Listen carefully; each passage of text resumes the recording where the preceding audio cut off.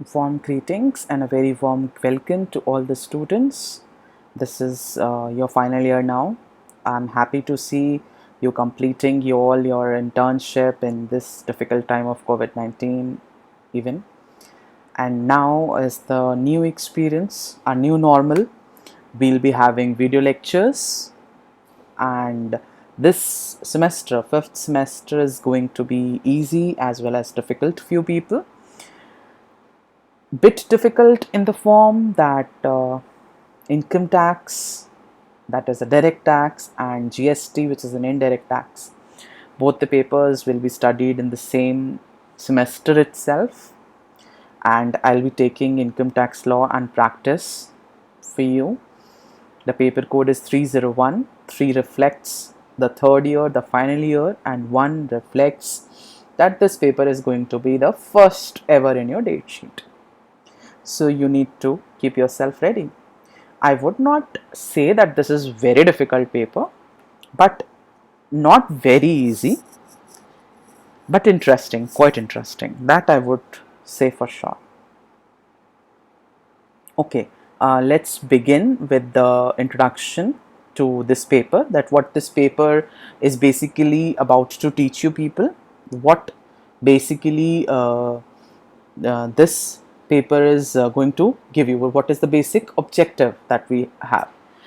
You know that you all are business students, right? You have been having the commerce background, maybe from other backgrounds, but since last 2 years you have been into business studies. Now, income tax is actually a very important part that every business student should have knowledge of. Now let us move towards the first part of it, that is Introduction to Income Tax Act 1961. Many a times you would be finding me quoting it as IT Act 1961.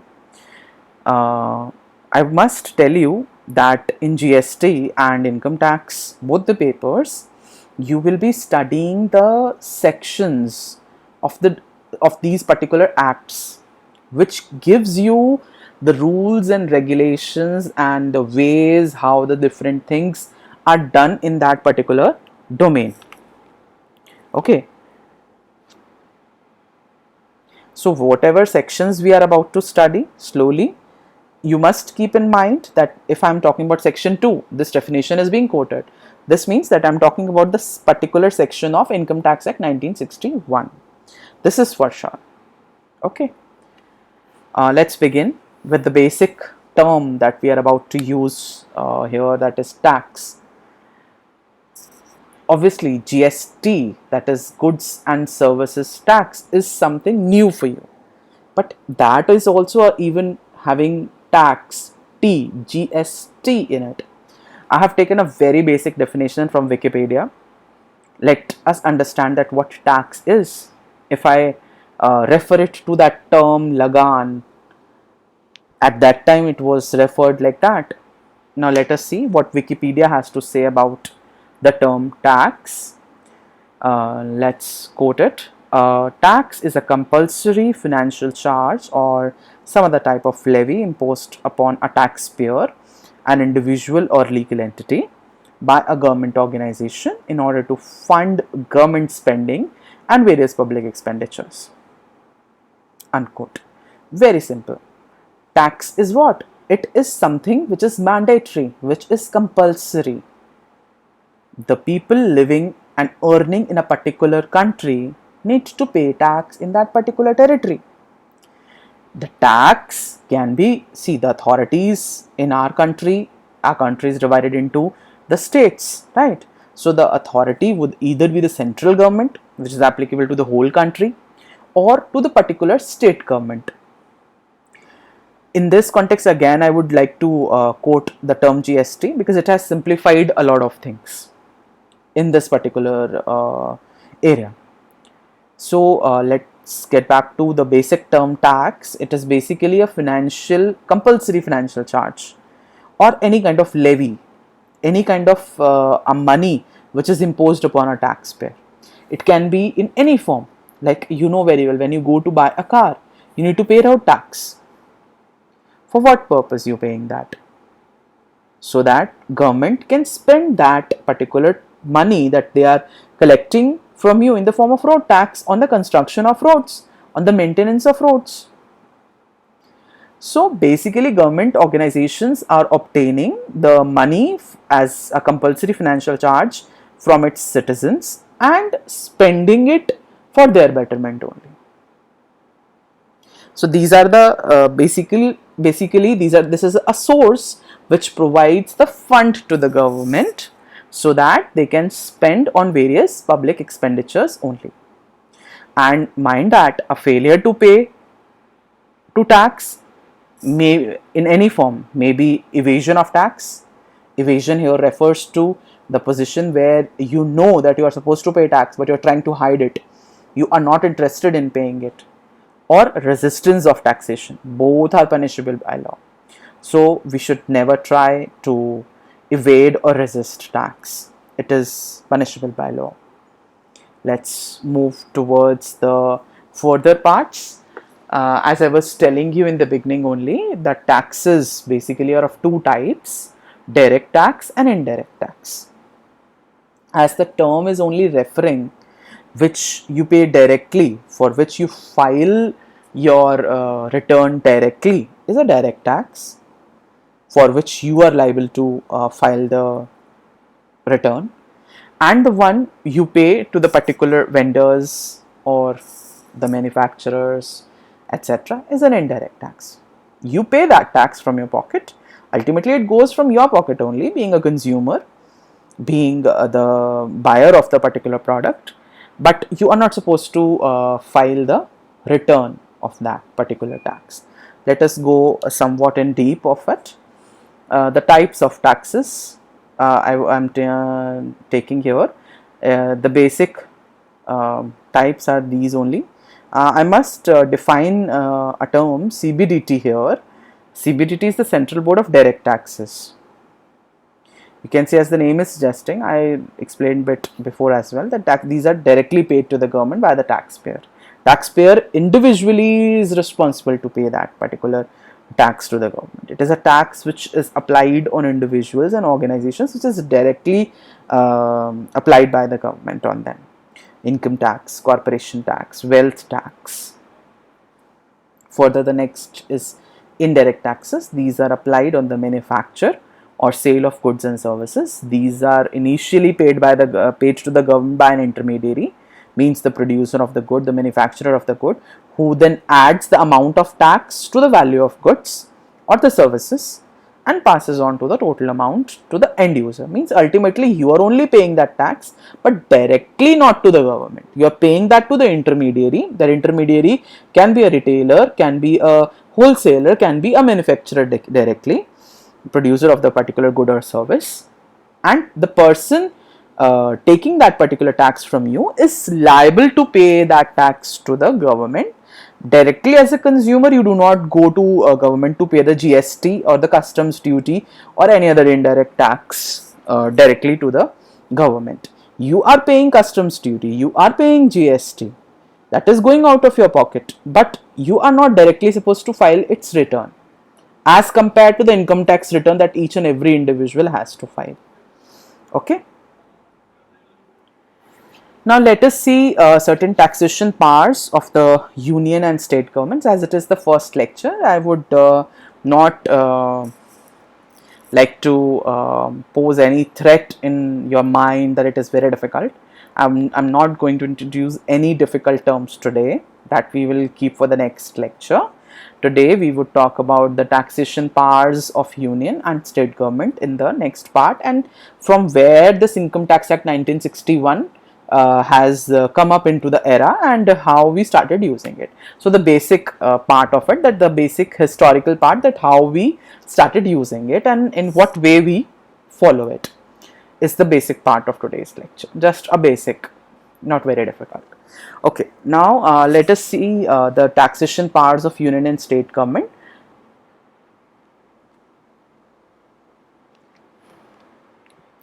The power to levy taxes and duties is distributed among the three tiers of the government in accordance with the provisions of the Indian Constitution. I hope you all know about the Indian Constitution and its enforcement. Basically, it consists of a preamble, 25 parts containing 448 articles and 12 schedules. Okay, now let us see the first part, that which relates to the taxation here. Basically, Article 246, 7th schedule of it, 7th schedule, Article 246 states 3 lists which gives the powers to the different governments to work on different areas. Let us see one by one. The first list, that is list 1, is also called as union list. The central government has the exclusive right to make laws under this. Means that this list 1, that is the union list, gives the power to the central government to make laws in respect of certain matters which are covered under this list. As the power is with the central government only, obviously the different points which are of national importance would be covered under this list. I have quoted few of them here, like if I talk about defense, atomic energy, these are like a very crucial and important parts where the whole country takes the decision for the betterment. Means that states do not have their say in these particular areas. Then we have mineral resources, then we have CBI, that is Central Bureau of Investigation, railways, highways, currency, printing, circulation, and the different measures taken by RBI, Reserve Bank of India, at different times. You have studied a lot of things in economics about it, about the repo rate and other things. Post office saving bank, taxes on income which are other than agricultural income. You would study in the later run that agricultural incomes are exempted from income tax and farmers are not supposed to pay any income tax. Means that rich is not going richer and poor is not going poorer, like the Lagan I talked about before. Duties of custom, corporation tax, etc. Means the areas of national importance, the areas which concern the development of the country as a whole, to represent the country as a whole, are a part of this particular list, and the whole exclusive right to make laws regarding these areas is confined with central government only. There is no say of state governments. Let us move towards the next, list 2, that is also called as state list. Obviously, with the name you have understood that it contains the matters in respect of which the state government has the exclusive right to make the laws. And here the concerns are related to that particular state, the public order of that particular state, the basic hygiene, the basic amenities of that particular area, of that particular state, police, local government, public health, sanitation, hospitals, important necessities like burials or burial grounds, cremation grounds, libraries, water, fisheries, betting, gambling, etc. Means anything which helps a state to maintain and give a good life to its citizen, good and a healthy life to its citizens. Now let us move to the last and the third list, that is called as list 3 or concurrent list. As you can see that it contains the matters in respect of which both central and state government has the power to make laws. Means that they both can make laws in that particular area, and it includes certain things which are relevant to the particular state and maybe as a whole for the country as well, like criminal laws, procedures, marriages, divorce, contracts including partnership, agency, bankruptcy and insolvency, trust and trustees, trade unions, industrial and labor disputes, etc. Means various concerns which come under the jurisdiction of central and state government both, how they can take a combined decision. They both have the power to make laws regarding that. So that was all about taxation system, like as per the constitution, how and who is having the power to make laws in what respect. Now let us see that this act that you will be studying in this whole semester, the Income Tax Act 1961, the basic thing that from where it came in the era and how it has been in force in so many years. At present, the Income Tax Act 19 system is in force. I told you that in the previous parts of the video as well. This Income Tax Act was enacted in 1961, which came into force on 1st April 1962.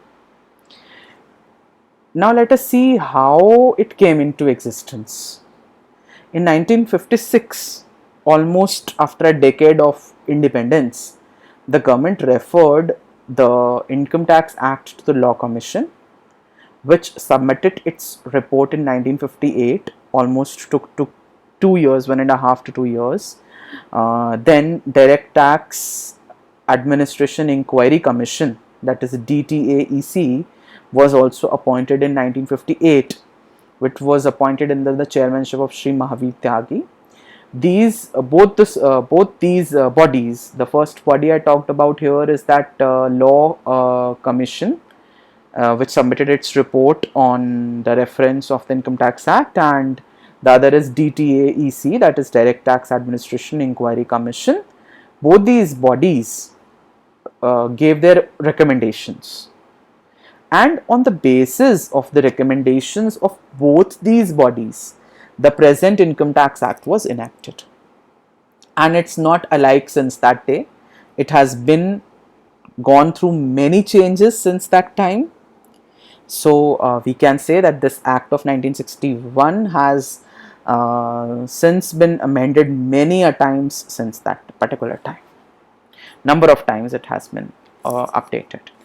I would not stretch much in this lecture because this is just an introduction part. Now let us see the various sources of income tax law in India, like from where we get to know how to calculate income tax, how to apply it. Like slowly you will get to know that what assessment year is, what previous year is, that very important status, that is the residential status of an individual, a company or of an HUF. Or from where these things come from, that who can be called as a resident of India and who is called as an NRI.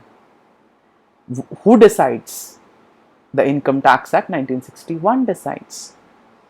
What is the basic source of income tax and the information related to income tax, the basis of calculation of income tax, the way in which the income tax is charged from the various individuals, various persons, which can be an individual, a person, which can be a company, which can be an HUF, which can be any organization. You will be studying that in the later lectures. So that all comes from your Income Tax Act 1961. Beyond the Act, we do have our Annual Finance Act, which gives the income tax slabs and the other updations about the financial structure in that particular year. Beyond that, we have Income Tax Rules 1962 as well, which gives you a whole idea, the further updations which were enacted. Then CBDT, I told you, the Central Board of Direct Taxes, which is responsible to deal with all the direct taxes, which frames all the laws, all the rules about that, how to collect tax, which types of direct taxes are supposed to be collected, and when to be collected, when the return to be filed, who is to file the return. Everything is decided by CBDT. Means this is the basic authority which is formed as a part of the central government, and they perform all the regulatory duties. Beyond these four sources, we do have a very important source, that is judicial decisions.